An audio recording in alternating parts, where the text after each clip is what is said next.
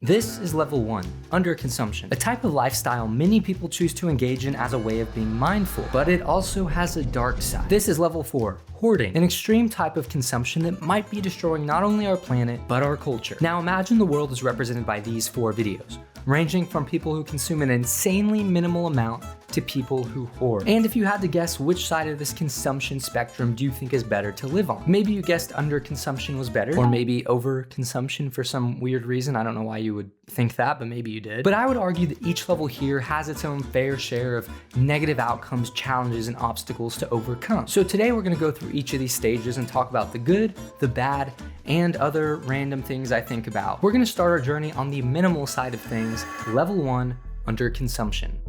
A few weeks ago, after a long day of baling hay, plowing the fields, and turning off Farming Simulator 2025, I started scrolling through the magical world that is TikTok. Now, usually during these amazing doom scroll sessions, the videos I see range from things like literal brain rot to educational videos that I'll probably forget about in 2 seconds. But for whatever reason, this time, TikTok decided to shake things up a little bit, decided to stir the pot a little bit, and it showed me this video. Underconsumption core. I still use my mismatched bed sheets, even though it is not aesthetic.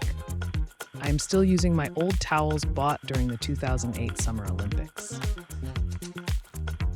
I have a core capsule of basic clothes that I wear every season. I only have 3 pairs of shoes I wear throughout the year.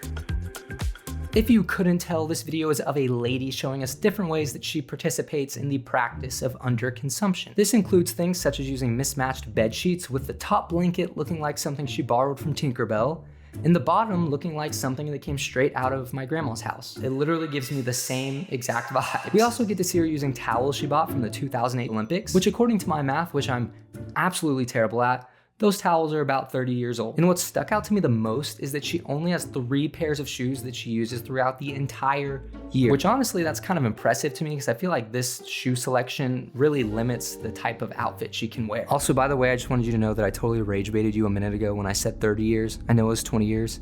Sometimes I just feel a little chaotic, okay? Upon seeing this underconsumption video, my first thought was that she seems to be living very mindfully and frugally, but something was nagging at me. It was like nagging at my shirt. It was tugging on me. I was telling it to stop. I was like, stop nagging at me, but it just kept nagging. And I couldn't quite pin down what this emotion that I was feeling was. I almost got this feeling that this level of underconsumption was almost performative or unnecessary. Or maybe this is even just used as some sort of excuse to be lazy. And I say that because when I'm lazy, I do these same type of things. Whatever this feeling was, it just kept nagging at me and I couldn't figure out for the life of me what was going on. And if I was gonna share my unsolicited opinion that everybody in the world is asking for, I had to know what this feeling was. So I continued to scroll through underconsumption videos and eventually came across this. Underconsumption lifestyle.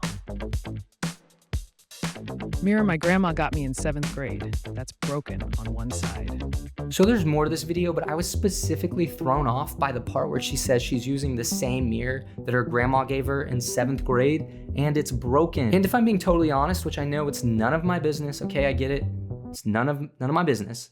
But it bothered me. And actually I was able to figure out why this was bothering me so much, but in order to talk about that, we need to talk about the good and bad of underconsumption first. Let's start with the good. So there are a few things that I actually think are really good that come from this underconsumption trend. I think in many cases, it's a great way to live intentionally through mindful purchases and focusing on really only keeping things that add value to you. I think it's a great way to avoid unnecessary waste because you're not just buying a bunch of random things now that you're gonna eventually throw away. And I think it can also be a great way to practice living in this kind of gratitude mindset because you're starting to find value in less things. You're starting to find more value in smaller amounts. And I know for me, I try to usually be pretty mindful about what I purchase. Like I like to think I'm pretty good at it. But let me tell you something. Whenever I go to Walmart and see that they're having a massive sale on garden gnomes, you better believe I'm about to become the #1 contributor to global consumerism. And sometimes, if you're also like me, you may sometimes consume a lot in certain areas without even realizing it. So it's kind of nice to have this sort of counterbalance to that where you're more mindful and more intentional. However, when it comes to underconsumption, it's not all fun and games,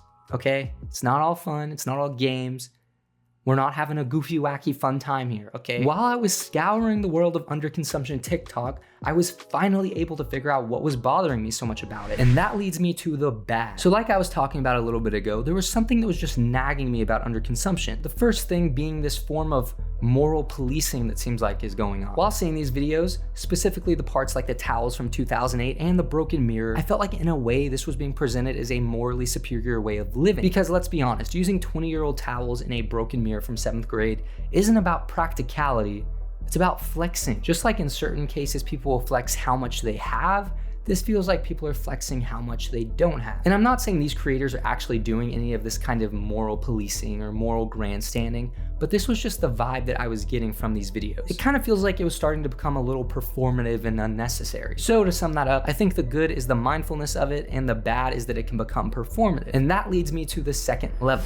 Level 2, normal consumption. Now this one is kind of self-explanatory. I don't think I need to fully go into depth of what normal consumption is, but I did have a thought about this. I feel like we can easily identify underconsumption and overconsumption, but what exactly is normal consumption? Is normal consumption only just buying what you need and will use, or is there a little bit of room for maybe some unnecessary purchases or some sort of splurging? Is there room for that? Or what is the difference between normal consumption and, let's say, underconsumption or even overconsumption? I actually ended up looking a bit more into a trend people called normal consumption core because I wanted to see what other people considered normal consumption. Normal consumption, a mix of old and new. Old running shoes I had since high school, and new shoes I saved up for and bought 2 months ago. All the shoes I own, most I've had 7+ years. All my workout gear, most I've used since high school. All my non-shower body, skin, hair care products. All my stationery. I think this video actually closely represents what I would consider normal consumption. She's not going out and unnecessarily buying more than she needs, but she's also not constantly decluttering or getting rid of stuff. I guess you could call it a natural progression of consumption collection. And yes, I did just go all Dr. Seuss on you right there. Come on, that was kind of impressive. Kind of impressive, but that's just a thought. I don't want to go too deep on it because we could go down all kinds of different random philosophical rabbit holes, and I'm not in the mood for rabbit holes.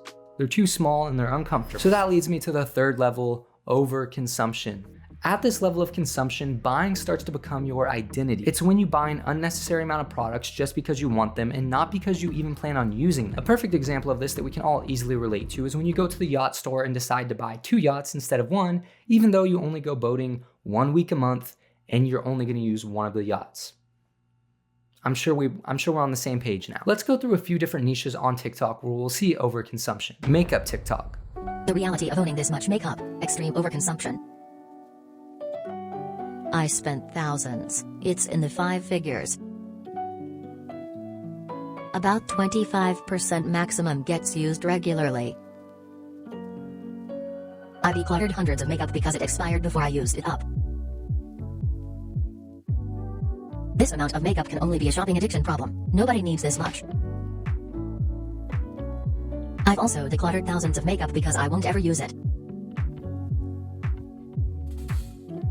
I enjoy the variety but 100% regret buying this much. So many products don't work for me, I just bought it based on the product being viral. I've been on a year-long makeup no-buy for 7 months, 5 months to go.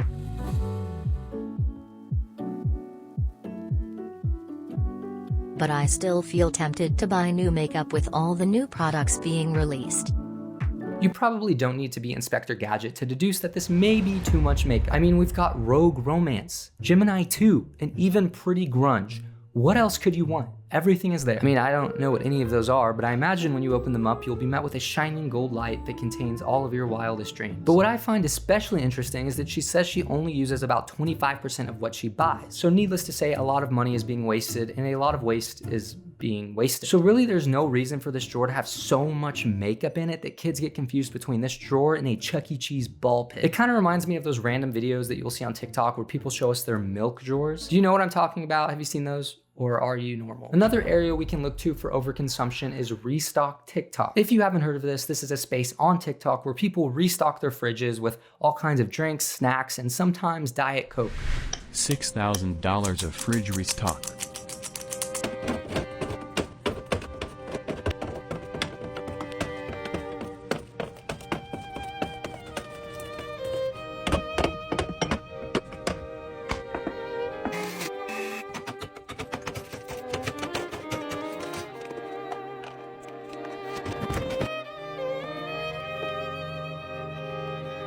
Before I talk about the absolute absurdity of this video, I just want to point out that it has 4.3 million likes. This $6,000 fridge restock video got 4.3 million people to press that heart icon. Is that just me, or is that like absolutely mind blowing? But now let's talk about some of the wacky, goofy things that go on in this video. First off, why did she get so much butter? Like, what is she possibly gonna do with all of this? Give her family diabetes? And then she puts this little bread-shaped nightlight next to it. Did she buy butter that's afraid of the dark? Like, what is going on? There's also this insane amount of chocolate milk that's been stocked here. How many brown cows had to work overtime just to meet this quota? And I'm no doctor, but I feel like this is a sign of early onset chocolate milk addiction. And don't even get me started on the cheese. Why is it shaped like gingerbread, people? What practical function does that serve? Not once, not ever have I opened a package of cheese and been like, man, I sure wish this looked like Gingy from Shrek. and these things are on top of all the other shenanigans she has going on in this fridge. And is it fair of me to say that it seems unlikely that all of the food and drinks that are in this fridge are even consumed? I mean, unless your family consists of the 12 dwarfs from Snow White, or she runs a restaurant,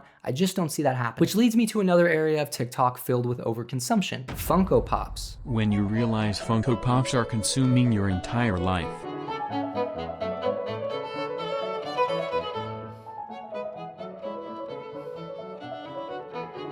This right here is a video from a creator named Funko Daddy, and I've talked about him in a few other videos, but this is just such a good conversation point. I love showing this because you can easily point to this as overconsumption, but you can also point to this as a collection. And whenever I say that I think this can be considered a collection, people get so mad at me because then I also don't say that things like this can be considered a collection. Which, I mean, we can pretend like there's not a fundamental difference between buying a bunch of things that are meant to be consumed and then not consuming them and they're just sitting in a drawer, and buying a bunch of toys that you are actively showing people that are on display. So just to be clear, I don't think these are fair comparisons of overconsumption versus collections because of these fundamental differences. But instead, if you actually want to make a relevant comparison, I would consider videos like this an example of what you could maybe call a makeup collection.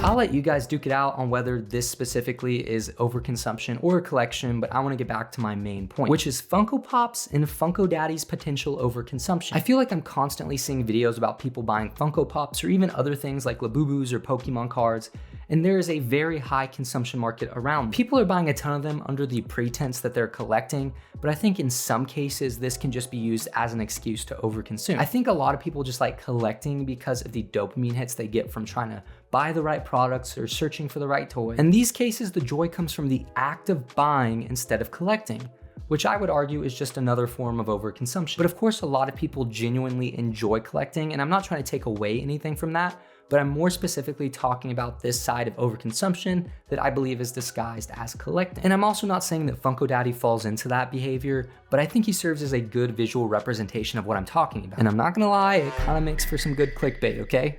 I'll admit it. With that being said, I want to talk about the fourth level of overconsumption: hoarding. I talked about this a little bit more in another video, but I actually think that overconsumption can very easily lead to hoarding. The difference for me being that hoarding is just buying an absolutely bonkers amount of products as a form of security, comfort, or even FOMO. So this goes beyond just buying things because you enjoy buying them, but you have some sort of deep emotional need to buy more. Like there's some psychological thing going on there. POV, you have a fear of running out.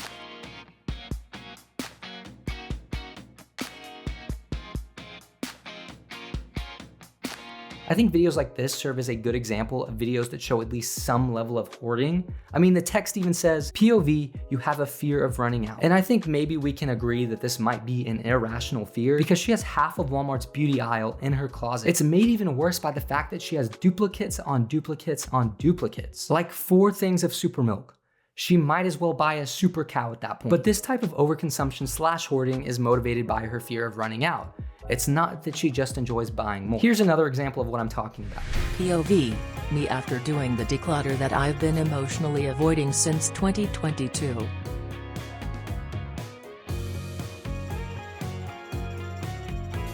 So this video is a little bit different in the sense that this person actually wants to declutter. I mean, it only took 1,000 moving boxes worth of products to get to that point, but it's better late than never. But let's say that this is 3 years worth of products or even 5.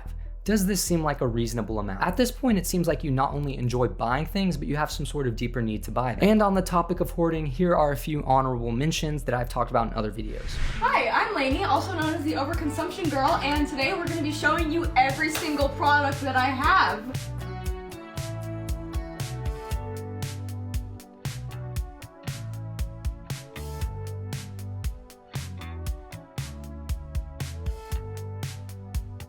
I think you could argue that these 3 videos all show at least some level of hoarding tendencies. But at each level of overconsumption, there's bound to be some sort of trade-off, whether it be some kind of feeling of moral superiority or waste that's harming our planet and culture. And it's very easy to say that this is none of our business. We should just let these people enjoy what they're doing.